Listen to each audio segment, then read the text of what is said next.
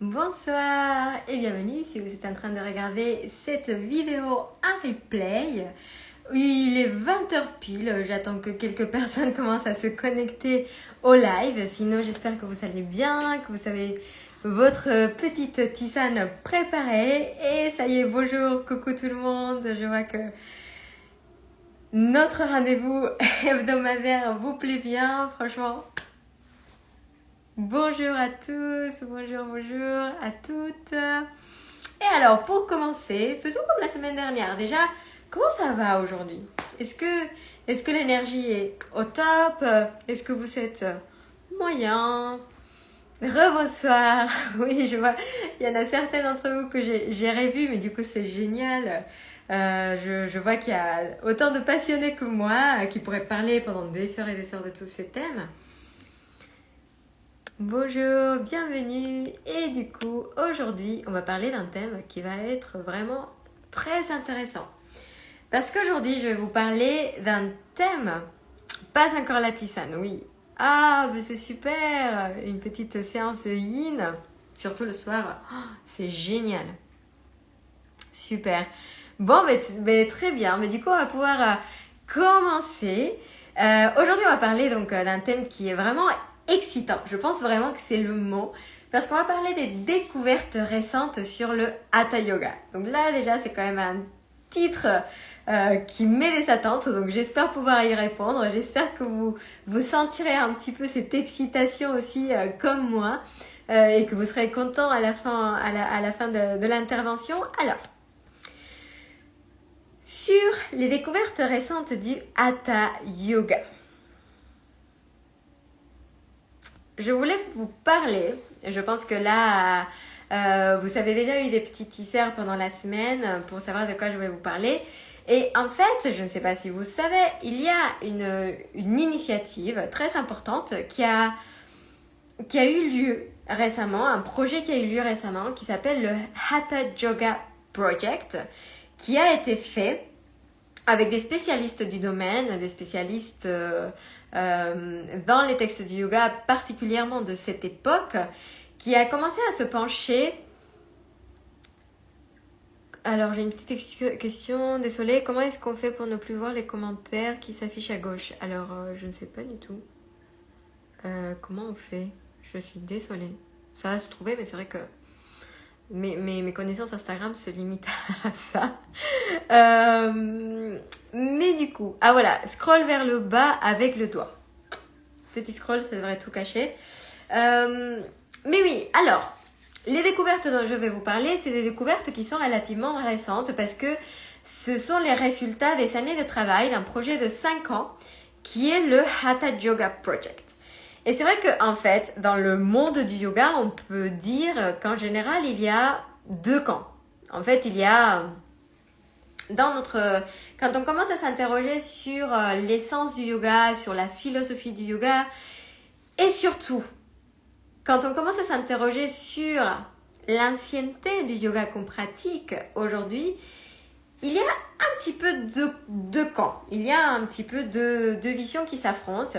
D'un côté, vous savez, les personnes qui disent que le yoga est une pratique millénaire, presque inchangée, que ce qu'on fait aujourd'hui, c'est quelque chose qu'on fait depuis des milliers et des milliers d'années. Et il y a d'autres personnes qui disent que ce qu'on fait aujourd'hui, c'est complètement nouveau. Et donc, il y a un peu ces deux visions qui vont s'affronter, ces petits débats qu'on aime bien avoir quand vous êtes passionné de la philosophie du yoga et quand vous vous intéressez à ces sujets. Je pense notamment à un livre qui s'appelle le livre de Marie Coq, Yoga, Histoire, Monde, qui vous parle justement de l'histoire moderne du yoga et qui du coup est plutôt dans 5 ans. Elle est plutôt dans le camp, voilà, le yoga est une pratique relativement récente, en tout cas le yoga comme on le connaît. Et en fait, ce qui est intéressant, et c'est pour ça que je voulais avoir cette discussion aujourd'hui avec vous, c'est parce que grâce au Hatha Yoga Project, je vous remets juste l'image pour que vous puissiez voir. Ça, c'est une capture d'écran, c'est un screenshot de la page du site internet de ce fameux projet qui a été créé. Donc tout est en anglais, mais il y a vraiment pas mal de choses super intéressantes. Et c'est grâce à ce projet où on découvre que il y a des choses, la vérité se trouve probablement un petit peu entre les deux, entre ces deux camps. Parce que c'est vrai que aujourd'hui, c'est intéressant parce qu'on on a accès à beaucoup d'informations, mais il y a une énorme ressource de livres et des textes en sanskrit qui n'ont pas encore été traduits. Et ça, c'est quelque chose qu'on sait depuis longtemps.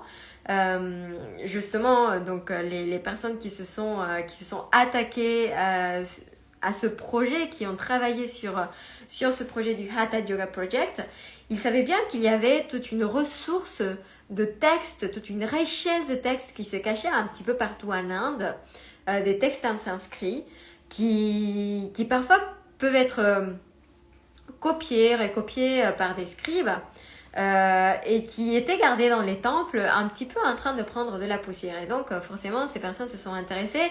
Ces personnes que vous connaissez peut-être déjà, si vous avez lu typiquement Les Racines du Yoga, ouvrage qui est sorti récemment de James Mallinson et Mark Singleton, mais bien eux ils font partie justement du Hatha Yoga Project, de l'équipe du Hatha Yoga Project. Et en fait, dans ce projet, ils se sont donc penchés donc, sur les textes du Hatha Yoga, donc des textes qui vont dater du 8e siècle pour une partie des textes jusqu'au 18e, 19e siècle. Et c'est assez intéressant parce que quand on parle de Hatha Yoga, on parle d'un courant. Je ne sais pas si vous vous souvenez la toute première fois qu'on s'est eu dans ces lives chez Yogom, chez la Yogom Academy. Je vous avais retracé très rapidement l'histoire de la philosophie du yoga. Et le Hatha Yoga, si vous vous rappelez, arrive à une période quand même assez tardive par rapport à la chronologie de l'histoire de la philosophie du yoga. Le Hatha Yoga va commencer à apparaître, en tout cas de ce qu'on savait avant, autour du XVIIIe siècle. Et c'est un petit peu l'idée qu'on avait, parce que les textes les plus connus, on le verra un petit peu plus en détail, sont typiquement le Hatha Pradipika, qui est un texte qui date du XVIIIe, XIXe, XVIIe siècle, enfin un petit peu aux alentours, un peu à la louche. Mais le Hatha Yoga, c'est déjà un courant, c'est un chemin de yoga, si vous voulez, c'est le chemin de la force, qui va arriver et qui va puiser son inspiration de 3 sources différentes, et pour le coup, très différentes. D'un côté, il y aura Patanjali, qu'on a vu la semaine dernière, qui nous raconte donc comment arriver à cet état de samadhi, qu'est-ce que c'est le yoga pour lui, qui synthétise toutes les idées qui existent à son époque au sein sur l'école de yoga, sur l'école de l'hindouisme qui s'appelle le yoga. Donc Patanjali va faire une synthèse, il va créer les Yoga Sutras comme on l'a vu la semaine dernière.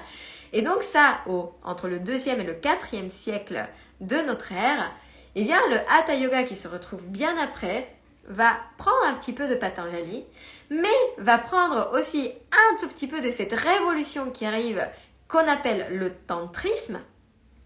Et tantrisme qui est assez important parce que c'est une vraie révolution dans le sens où le tantrisme va être un courant philosophique qui ne va pas puiser ses connaissances dans les Védas.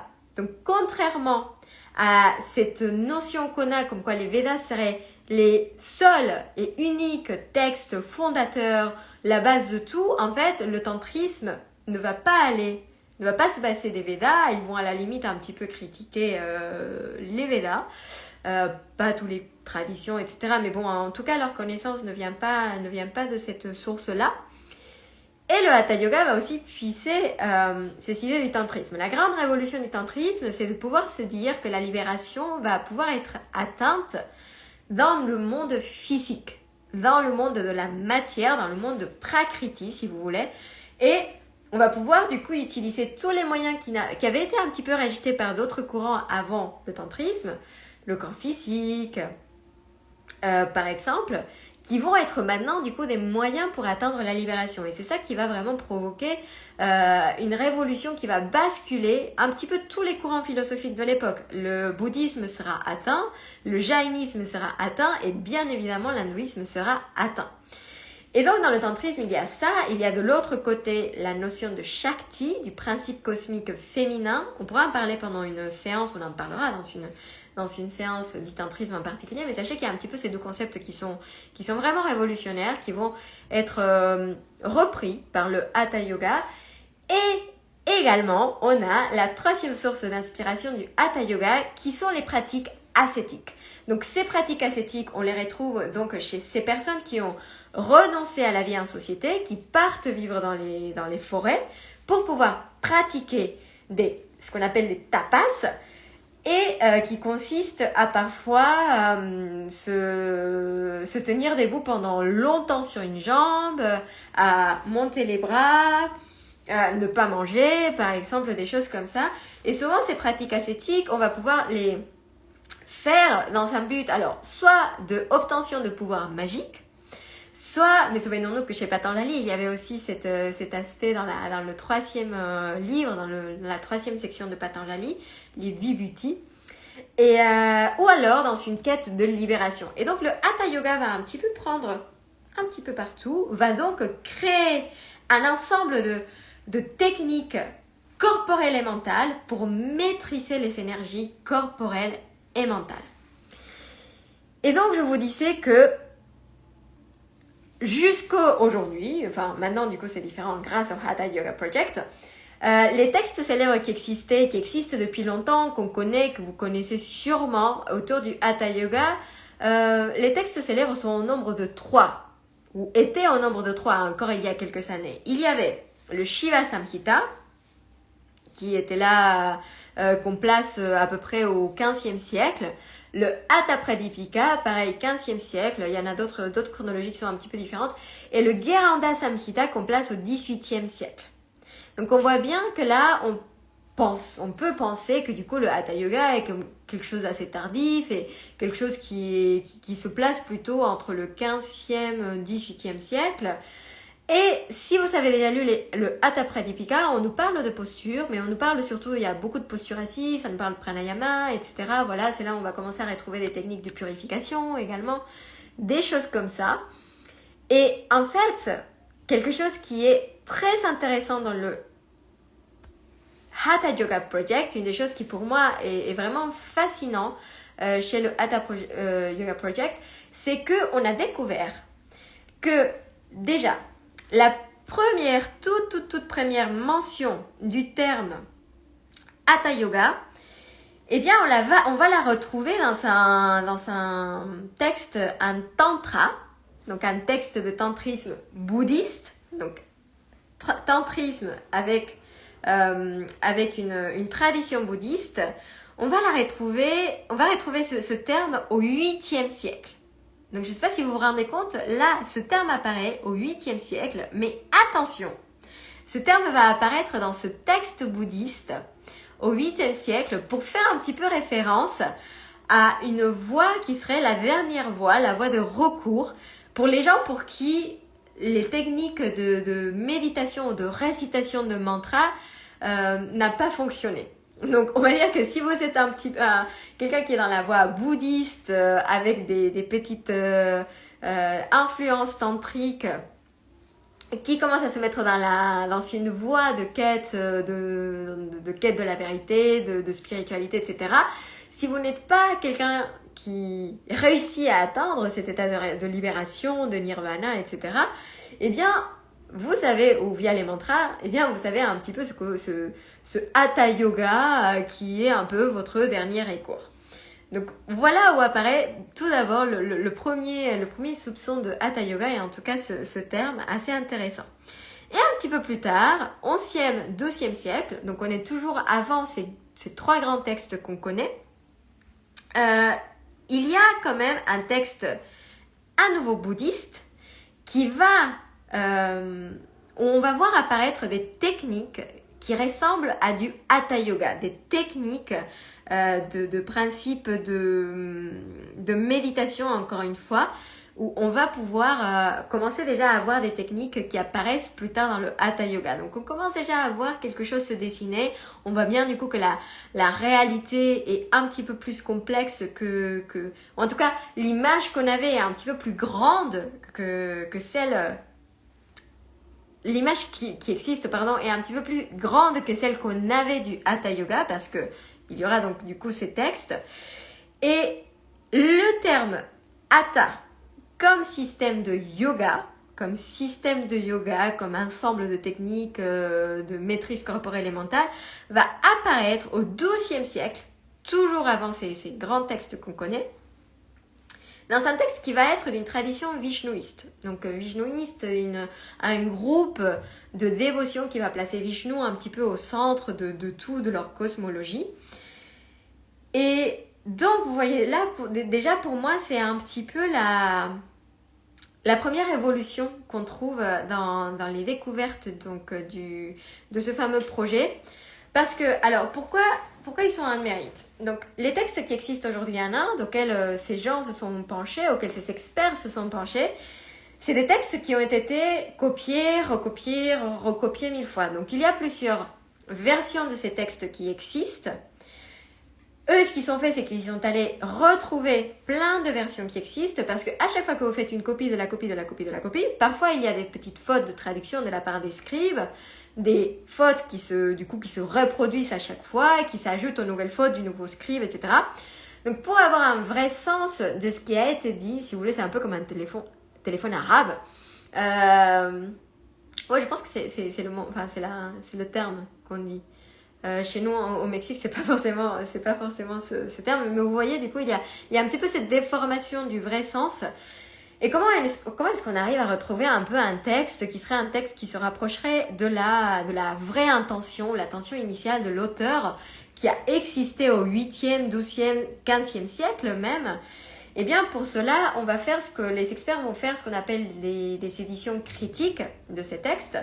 On va donc essayer de retrouver plein de versions d'un texte en particulier. On va essayer de comparer les différentes traductions en sanskrit et on va essayer à partir de cet ensemble de textes, de cette comparaison, on va essayer de retrouver un texte qui se rapprocherait des intentions de l'auteur au plus près. Et donc, c'est pour ça que c'était un projet qui a eu lieu sur 5 ans. C'est un projet qui a fini en 2020. Donc, c'est vraiment quelque chose de tout récent. Et le Hatha Yoga, en plus de... Donc, comme je vous le disais, ça puise un petit peu ses sources un petit peu partout. En plus du fait que le Hatha Yoga a vraiment des influences bouddhistes, et on l'a bien vu là, c'est quelque chose qui va aussi un petit peu changer la donne parce que, un peu comme le tantrisme, ça va être un ensemble de techniques qui va être très inclusive et très accessible. Donc dans le Hatha Yoga, on va commencer à voir des techniques qui s'adressent à tous. Ces connaissances ou ces techniques qui étaient réservées, on va dire, à l'élite, à ces personnes qui étaient parties dans la quête de la sagesse, de la vérité, et bien maintenant on va pouvoir les transmettre, les appliquer, même si on est par exemple un père de famille, même si on vit dans la société, donc on n'est plus dans cette rigueur où il faut partir dans la forêt ou renoncer au monde pour pouvoir pratiquer. Ça va être quelque chose un petit peu plus accessible et qui va aussi franchir les barrières de la religion ou des différentes traditions parce que ça va pouvoir s'adresser à tout le monde. On va un petit peu se débarrasser de cette vision peut-être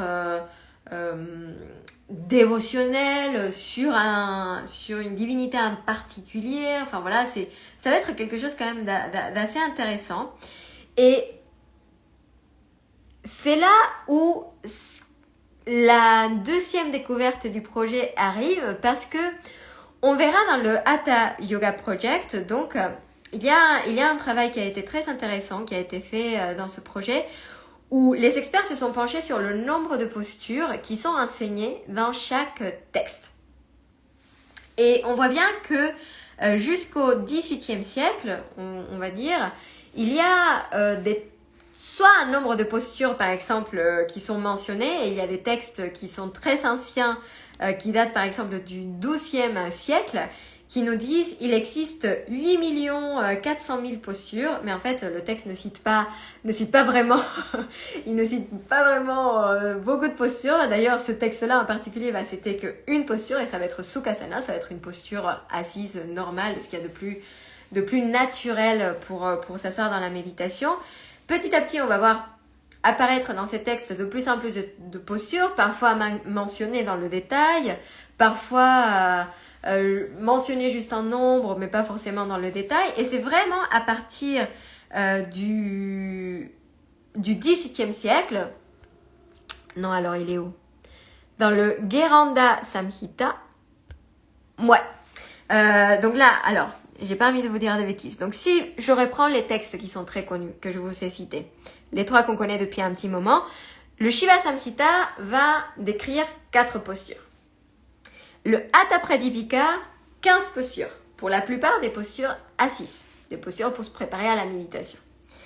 Et on voit dans le Gheranda Samhita, 18e siècle, déjà un petit bond où il y a 32 postures. D'ailleurs, il y a un texte un petit peu à l'intérieur où il y a 62 postures qui sont décrites, intéressant.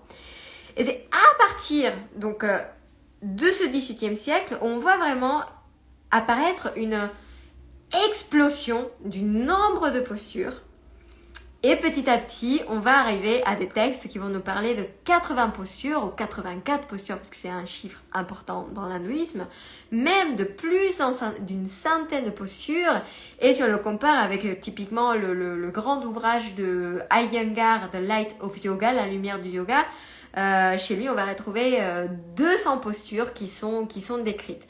Alors, qu'est-ce que ça nous dit du coup de ça?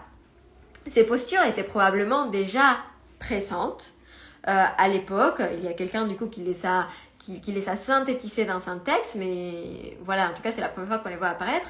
Mais ce qu'on voit, c'est que du coup là, il y a probablement un petit peu une part de vérité quand on dit que certaines postures qu'on connaît dans notre pratique moderne sont peut-être des postures qu'on pratique, alors pas depuis 1000 ans, mais bien depuis des bonnes centaines d'années, et que du coup on peut dire que le yoga, en quelque sorte, et sur une certaine forme, est un yoga qui peut parfois se ressembler à notre pratique moderne. Et c'est génial. Et l'autre chose que je voulais partager avec vous, un petit peu le 3e message, c'est que ce Hatha Yoga Project nous a bien montré que nous a un petit peu ramené à notre humilité, à nouveau. C'est que sur la philosophie du yoga, sur tout ce que je vous raconte, en fait, on ne sait peut-être que très peu de choses. Et peut-être que dans 5 ans, tout ce que je vous dis, ça sera déjà complètement intégré et obsolète. Et on retrouvera des nouveaux textes qui ont été du coup traduits du sanskrit, qui ont été sur lesquels on s'est penché, sur lesquels on a découvert plein de choses. Et donc du coup, ça va peut-être un petit peu changer notre vision de l'histoire de la philosophie du yoga. Ça va peut-être changer un petit peu la donne. Ce qui veut dire que le débat continue. Ce qui veut dire que... Pardon, il y a eu un gros vent chez moi. Ce qui veut dire que la philosophie, c'est vraiment un être vivant pour moi. Et donc, il y a vraiment quelque chose à considérer quand vous parlez de philosophie du yoga. C'est que, enfin pour moi, et c'est là pour le coup je partage que mon humble opinion, c'est qu'on est en train de se pencher sur des choses, des questionnements qui d'un côté sont très universels, des questions qu'on se pose depuis vraiment des milliers d'années pour le coup, des questions sur notre nature humaine, des questions très profondes, et des réponses qui sont là, qui essayent d'exister depuis très longtemps, des messages qui sont très universels, des enseignements qui sont très universels, mais les enseignements qu'on a là, désolée, je prends un petit peu plus, je fais un petit peu de suspense, les enseignements qu'on a là, eh bien parfois, ils sont aussi amenés à changer. Et il faut qu'on ait un petit peu cette souplesse mentale pour pouvoir se dire, tout ce qu'on sait aujourd'hui, c'est peut-être quelque chose qu'il va falloir changer et qui va changer avec le temps, et donc il va falloir dans 5 ans ou etc. Complètement changer notre façon de penser par rapport à certains textes, par rapport à certaines visions du yoga, de notre pratique, etc. C'est quelque chose que j'ai discuté tout à l'heure avec un groupe de personnes. Je pense que même la définition du mot yoga continue à évoluer et prend des nouvelles significations, des nouvelles définitions, et tant mieux, et c'est génial. Donc voilà, rendez-vous dans 5 ans pour savoir si tous ces textes sont encore pertinents, si on a découvert des nouvelles choses depuis. Et franchement, si vous avez envie de découvrir plus de choses, allez vraiment voir le site du Hatha Yoga Project, même si tout est en anglais, sur la partie ressources et galeries, il me semble, il y a des vidéos. Il y a notamment une vidéo qui est très sympa où on nous fait la lecture de un de ces textes qui a été du coup traduit récemment, d'un de ces textes dont on a fait l'édition critique. Et on voit le texte qui est lu et la pratique dynamique de yoga qui est à côté, qui commence à être représentée. Donc on voit bien l'enchaînement de postures qui se fait en temps réel et c'est vraiment incroyable. Et pour le coup, ça ressemble vraiment à nos pratiques modernes. Donc voilà, allez le voir, vous allez vous éclater. Franchement, c'est un bonheur. Et du coup, voilà ce que je voulais vous dire pour aujourd'hui. Est-ce que vous avez des questions? Est-ce que c'était clair? Je suis peut-être un peu partie loin dans mes questionnements philosophiques, mais voilà, je voulais savoir comment ça va. Est-ce que ça répondait à vos attentes? Est-ce que du coup ça a bien répondu à l'attente que j'ai créée sur les découvertes du yoga? Est-ce que c'était des choses que vous saviez ou pas? Voilà, je vous laisse écrire un commentaire. Petit pouce si vous avez bien aimé, ou petit smiley, ou petit cœur, peu importe. Merci beaucoup Jeanne. Claire comme d'hab. Bon bah super, tant mieux si j'ai répondu. En tout cas, si c'est la première fois que vous nous rejoignez dans ces lives, sachez que c'est disponible en replay, sachez que ça sera disponible également sur YouTube, donc vous saurez le replay sur YouTube. Et je vois Agnès qui nous dit merci pour cette souplesse mentale. Mais oui, bien sûr, de toute façon pour moi ça fait partie aussi des valeurs du yoga, c'est garder un petit peu cette souplesse, cette ouverture d'esprit, cette curiosité. Si ça se trouve, tout ce que je vous dis aujourd'hui dans 5 ans, c'est pour ça que je vous dis rendez-vous dans 5 ans. C'était clair et instructif, mais merci beaucoup à Sana Kohler. Et est-ce qu'il y a d'autres projets de recherche sur d'autres thématiques liées au yoga? Pas que je sache. Ça c'est un projet qui a reçu beaucoup de fonds, qui était un projet d'ampleur. En plus, il y a eu pas mal de voyages en Inde. Ils sont allés voir des personnes qui vivent un peu comme ces sacettes de la forêt, qui vivent encore aujourd'hui comme ça. Et du coup, c'est vrai que je ne sais pas s'il y a d'autres projets en cours. En tout cas, pas à ma connaissance. Peut-être, mais pas à ma connaissance. Mais merci beaucoup. Mais si vous voulez lire on va dire un preview de ce que cette recherche a donné, je vous invite vraiment à lire donc Les Racines du Yoga, livre qui existe aujourd'hui en français. C'est un livre assez académique, donc il faut aimer un petit peu le style très scholar, très académique, mais c'est un livre qui est pourtant très intéressant.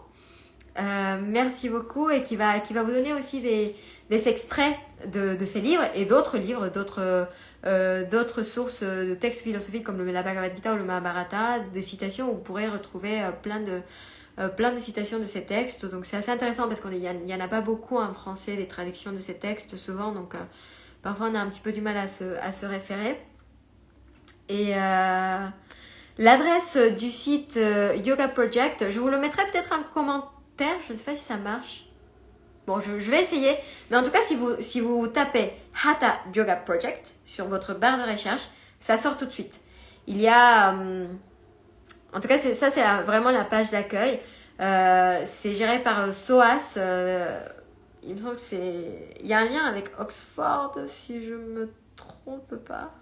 Bon, j'ai pas envie de vous dire de bêtises, mais si vous cherchez, honnêtement, c'est...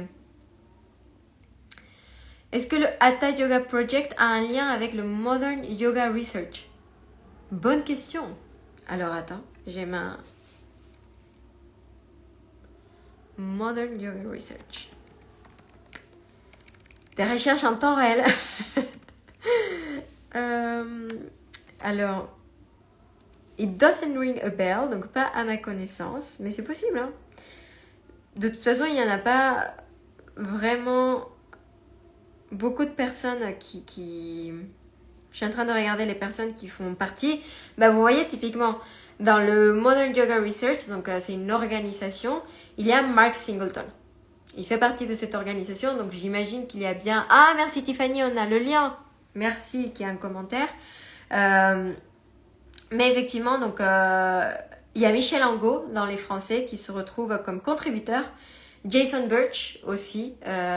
Donc en fait, le monde du yoga, on va dire le monde de recherche du yoga est un monde quand même assez petit. Donc ça ne m'étonnerait pas qu'il y ait des liens, même si c'est pas le même financement, la même source de financement, probablement. Il y a sûrement des experts qui se retrouvent dans un projet comme dans l'autre, enfin dans une organisation comme dans ce projet-là. Ce projet-là, maintenant, il est fini. C'est un projet qui, comme je vous disais, a duré 5 ans. Mais qui maintenant est fini. Et probablement, oui, qu'il y aura... De toute façon, le yoga prend une telle ampleur que je pense qu'il y aura évidemment d'autres recherches parce qu'il y a encore beaucoup de choses à explorer. Et il y aura sûrement d'autres projets. Il y a James Mallison, voilà, qui fait partie de l'organisation en tant que contributeur. Philippe Mas aussi. Très reconnu, donc voilà pour en citer que quelques-uns. Donc ouais, j'imagine, et d'ailleurs dans le Hatha Yoga Project, vous verrez, si vous voyez la vidéo, il y a quand même pas mal de têtes connues. Si vous connaissez un petit peu les experts, ils se retrouvent un petit peu tous parce que c'est vraiment des thèmes qui intéressent tout le monde. Donc voilà, merci pour les questions, et du coup je vais aller jeter un petit œil à ce site. Merci, génial, on fait toujours des découvertes. Et du coup, semaine prochaine, vous allez retrouver Vincent Giraudon qui va vous parler donc de ce qu'on avait un petit peu évoqué la semaine dernière sur les Yoga Sutras de Patanjali. Il va vous parler des origines ou des causes de la souffrance, de ce qu'on appelle les kleshas. Donc voilà un joli thème à aborder la semaine prochaine avec lui. Et sinon, avec moi, les prochains thèmes qu'on va pouvoir retrouver, c'est la Bhagavad Gita. Ouais, mon texte préféré de philosophie du yoga, donc j'ai vraiment hâte de vous parler de ce texte. On va pouvoir parler aussi de mythologie hindoue. Ouais, plein de petites histoires. Désolée, je suis un peu high. Je ne fais que parler depuis ce matin de tout ce que j'aime. Et du coup, là, je suis un petit peu excitée. Donc, voilà, bear with me, ça ne va pas durer très longtemps. Et ensuite, on va faire un petit peu saut dans le temps, mais en arrière cette fois-ci, où on parlera des Védas dans les semaines qui viennent, de ces textes un peu d'origine, les tout premiers textes, la grande connaissance. Et on parlera également des Upanishads, un corpus de textes quand même très très très intéressant. Donc voilà pour ce soir. Encore une fois, merci. Merci Ayas. Ouais, moi je suis aussi mort de rire. Merci encore une fois pour votre présence, c'est toujours un bonheur. Si je suis comme ça, c'est vraiment parce que j'adore faire ça. J'adore parler avec vous, échanger avec vous. Et n'hésitez pas, comme d'habitude, si vous avez des questions, commentaires, mettez-les en commentaire, j'y répondrai, je viendrai jeter un petit œil.